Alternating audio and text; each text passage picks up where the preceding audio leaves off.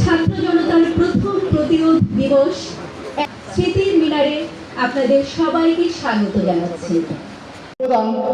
আমরা স্বীকৃতি পাইনি, এই অবদানটা আমরা মনে রাখতে পারিনি। আমরা এজন্য নিজেদের ব্যর্থতা বল মন্ত্রণালয়ের উপদেষ্টা হিসেবে আসিফ ভাই, আমি ভাই হিসেবে এই সম্বোধন করছি। আমি কিছু দাবি উত্থাপন করব, যেটা আমাদের 1 নম্বর অলরেডি আমার ছিল, কীভাবে গুলির সামনে দাঁড়িয়ে আন্দোলন চালিয়ে যেতে হয়। এই 11 জুলাই আমাদের পথ দেখিয়ে দিয়েছি। রক্ত জড়াতে হয় এবং রক্ত জড়ানোর এক্সপিরিয়েন্সটা পুরো দেশের কাছে শেয়ার করেছিল এবং আমরা রক্ত নির্বাচন আয়োজনের জন্য যারা স্টেকহোল্ডার আছে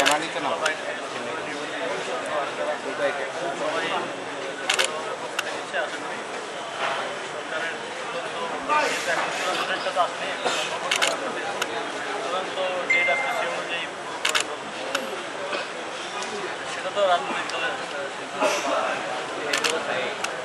সরকারের দিক থেকে সংস্কারের দেওয়া আনন্দের ভাই রাজনীতিতে একটা জুলাই চার্টার হবে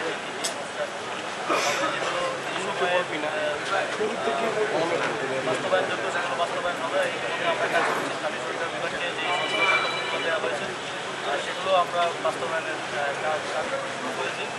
কিছুদিনের মধ্যেই আপনারা রেজাল্ট দেখতে পাবেন এবং অন্যান্য যেগুলো সরকারি আদেশে বাস্তবায়ন সম্ভব বাস্তবায়ন হচ্ছে এবং সংবিধান সহ যে বিষয়গুলো আরেকটু জটিল নিয়েও একটা চার্টারের মাধ্যমে একটা ইয়েতে আসা হবে, একটা সংসদে আসা হবে এবং সেই অনুরূপভাবে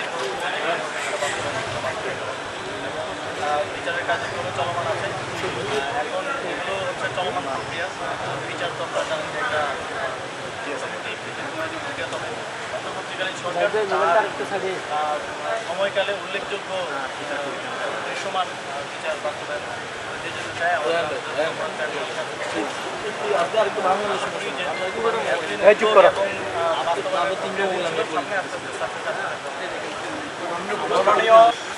ঘোষণাপত্র নিয়ে কাজ চলছে।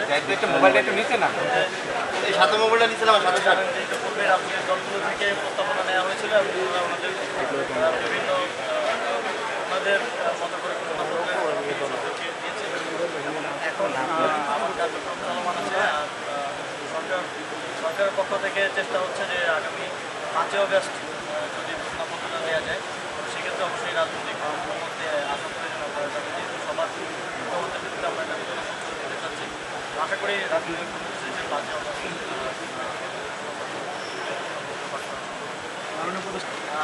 এ বিষয়ে কিছু কথা আমার কাছে এসেছে এবং